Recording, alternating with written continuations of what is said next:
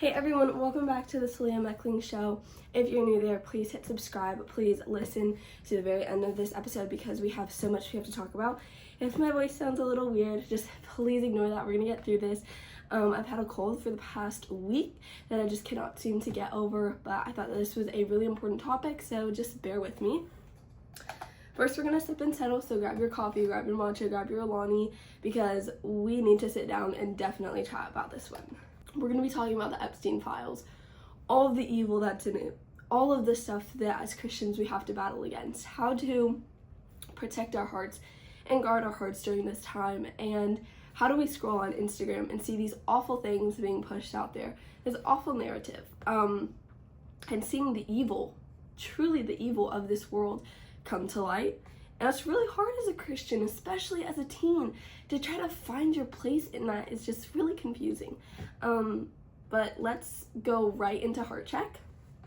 So I read from the new NIV version, and this is going to be Proverbs 4:23. It says, "Above all else, guard your heart, for everything you do flows from it. Keep your mouth free of perversity and keep corrupt talk far from your lips." Which is really good reminder in this day and age to protect our hearts, even though there's so much evil out there and there's so much stuff to talk about. And I think that verse is so important, especially for us as teens, to go in and realize that we need to be putting our faith and our trust and our hope in Jesus, even when it seems like everything is confusing, even when you don't know what's going on. If you're a teen listening to this, I'm going to be trying to come from a respectful manner, a responsible manner. I'm not going to go into graphic detail, but you are going to get a good idea of what has been going on in the world nowadays. If you're a parent and you want to show your teen this or your younger adult this, watch it all the way through and then maybe share that with them. So the first thing I would say is there's been a lot of content around the Epstein files lately. And I'm sure when you guys scroll on social media, you will see all of the content and all of the horrific content, which is why I would say take a breath from doom scrolling. I would not doom scroll right now because you don't know the next thing that's going to pop up about the Epstein files, and it can just ruin your mood and get you in such a dark place so quickly.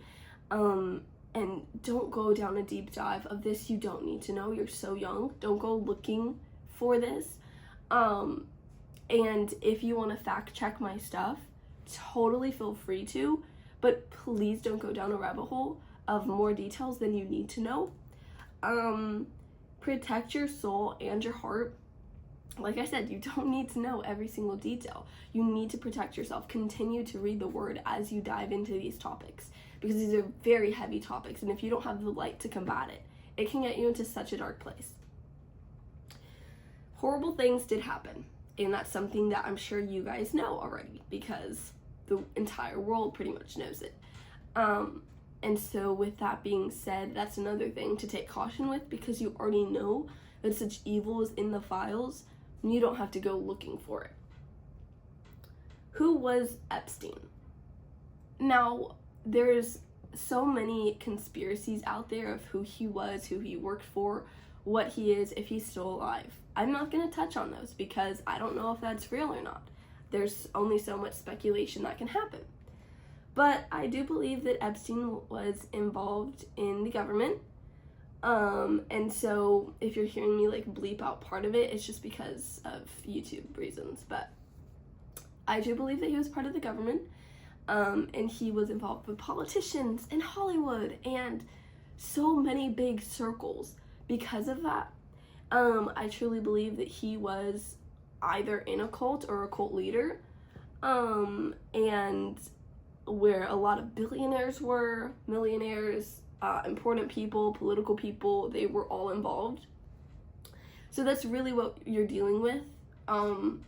Satanic pedophiles is really what we're seeing here. And if you don't understand what that means right now, you will in a appropriate manner. So let's go to the next big thing. Was Trump in the Epstein files? All of this stuff. Is he evil? Is he not? There's a couple emails that he's in that are from unverified sources, okay? And as Christians, we need to make sure that all of our sources are verified when we call someone out. If Trump is verified and he has done stuff in the Epstein files, disgusting. But we don't know that yet. And, you know, people have been mentioned in the Epstein files without actually having done stuff, because these are emails all over that have gone to Epstein. Some are in regards to the things that he does, and some aren't. Now, I believe Trump was a friend of Epstein at one point. I'm not entirely sure.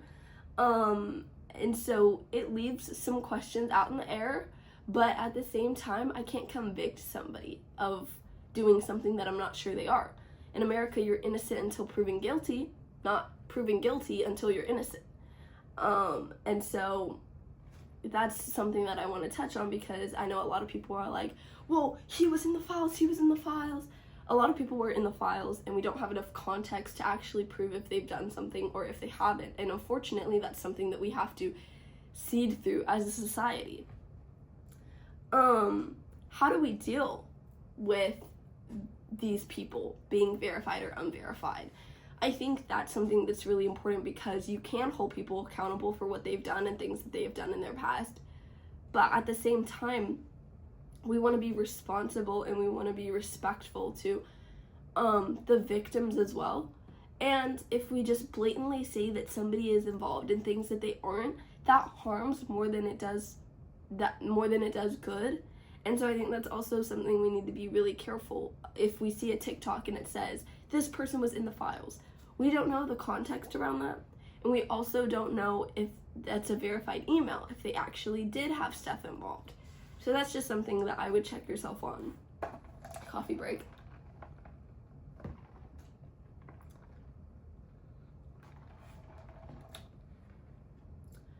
Big names in the files. Well, of course, Jeffrey Epstein, who was the convicted rape offender, was the center of all of this.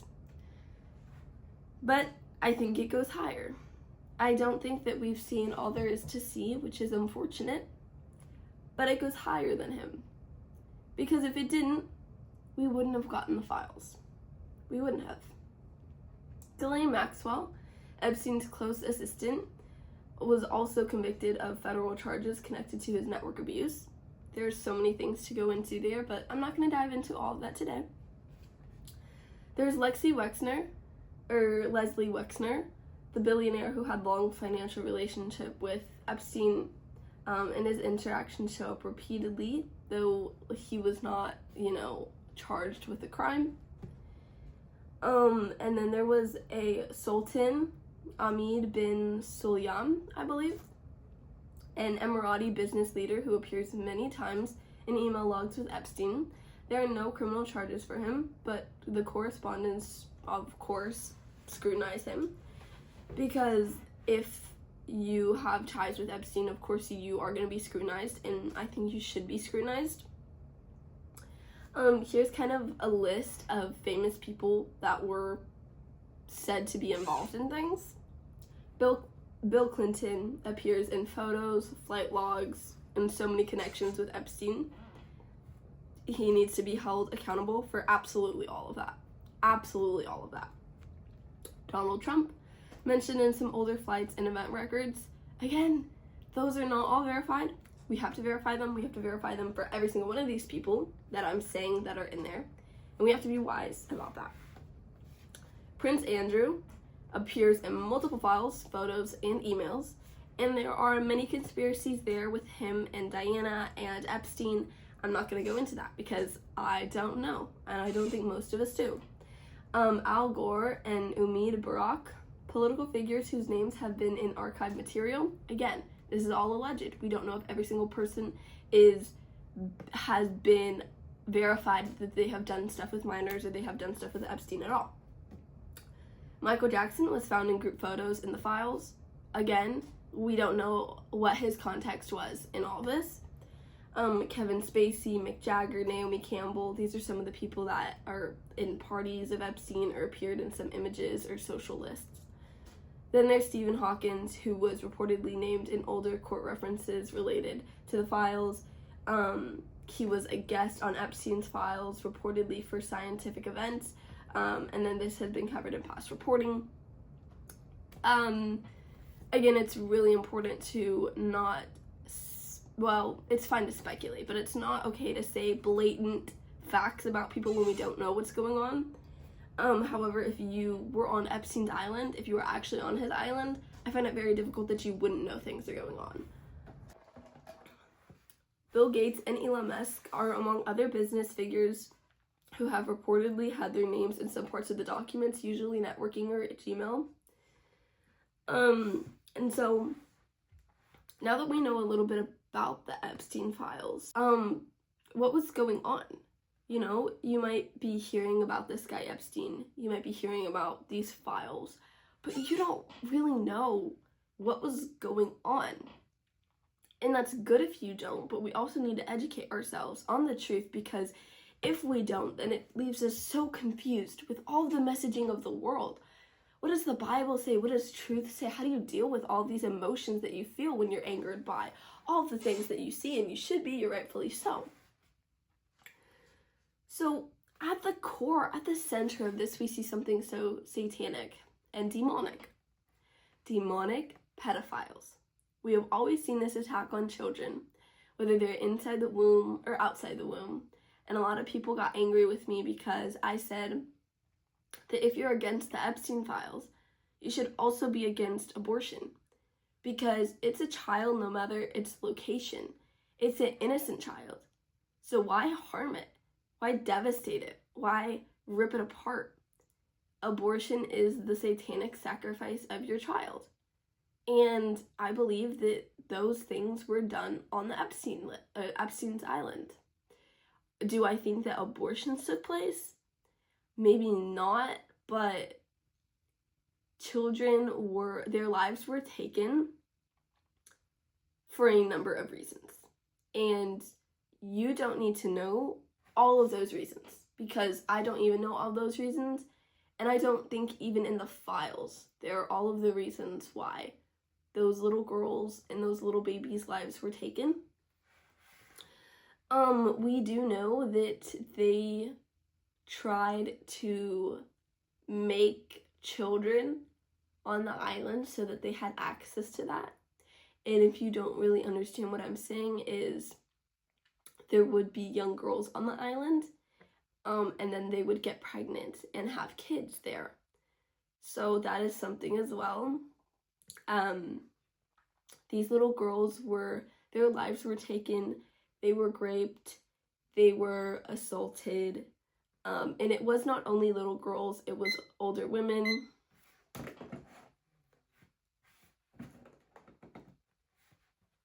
And it was not only little girls, it was older women. I believe there was men as well. So that is even parts of this. There's so many parts of it. It was basically a sex trafficking ring as well, where a lot of political leaders or Hollywood people would go to Epstein in order to have sexual relationships with underage women or just women in general.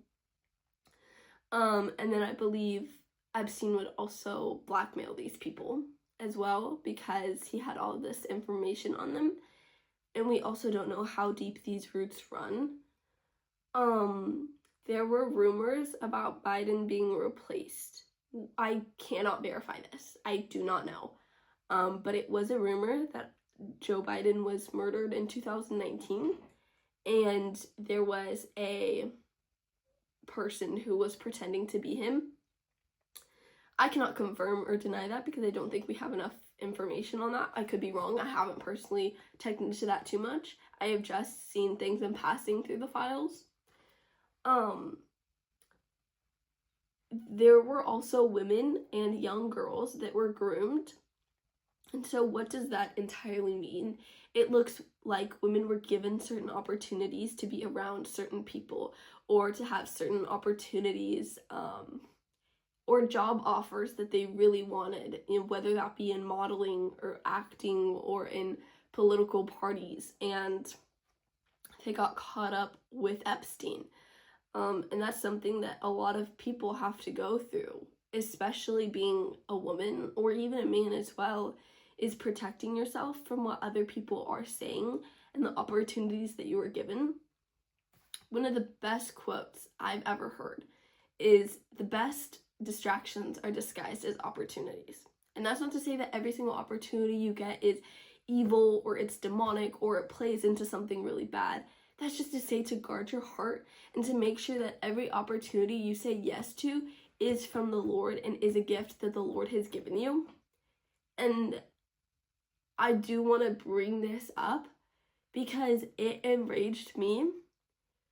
There is a photo of a file, and I will pop it up. And it says, basically, it's talking about the fact how this little girl felt God's presence and said that she felt like Jesus had protected her. And they're mocking her, you know, and I don't know if it was Epstein or somebody else who emailed and said, well, maybe next time you should dress up as him or something. And as a Christian, you have every right to be enraged in that. Not only for what that little girl is experiencing, but also for the mocking of Jesus. And whether these people get the punishment that they deserve, their punishment by the Lord is much greater than any punishment on the earth can do. The Lord deals with the soul, you know, and heaven and hell are real. And I believe that child offenders have a special place in hell, a deep, dark, horrible place in hell, because the Lord is so clear on the innocence of his children, on the innocence of his gift. And in the Bible it says that it would be better for you to drown yourself than to let one of these little ones, children, astray. And that is what every single person in the Epstein files did, most likely. They led these little ones astray, did horrible things to them. Horrible things, okay? The next thing that there's reported, and if you get queasy or if you're really young, I would suggest you skipping, but there was talk of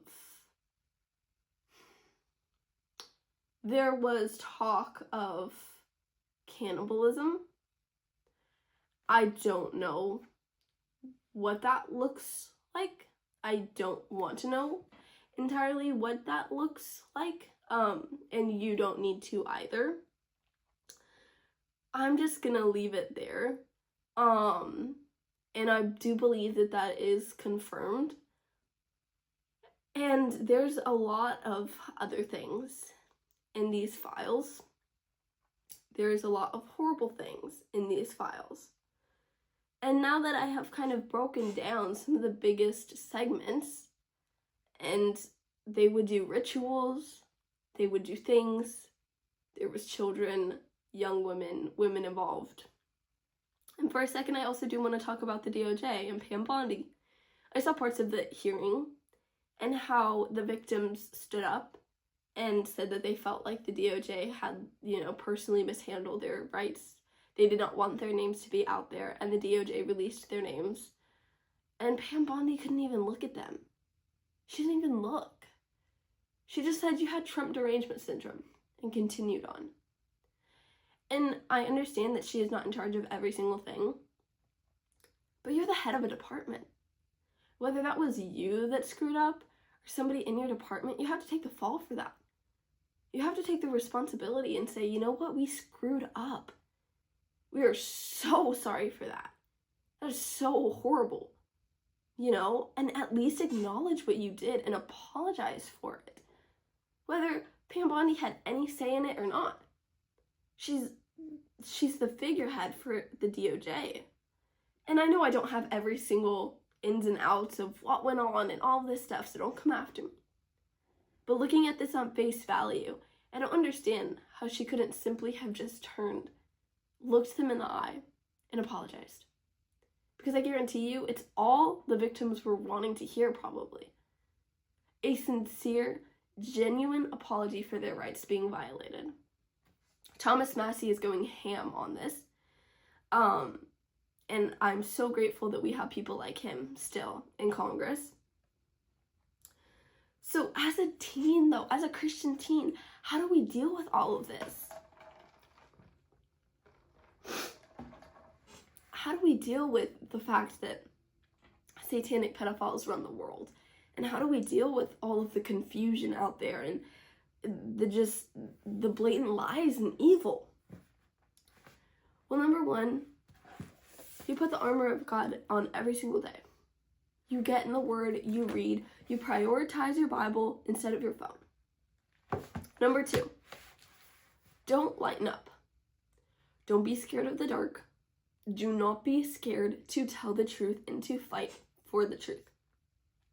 I didn't really want to do this episode. I took a week off. I prayed about this every single day. And I just feel so called to boldly share the truth. I don't even care at this point. I don't even care what people think of me.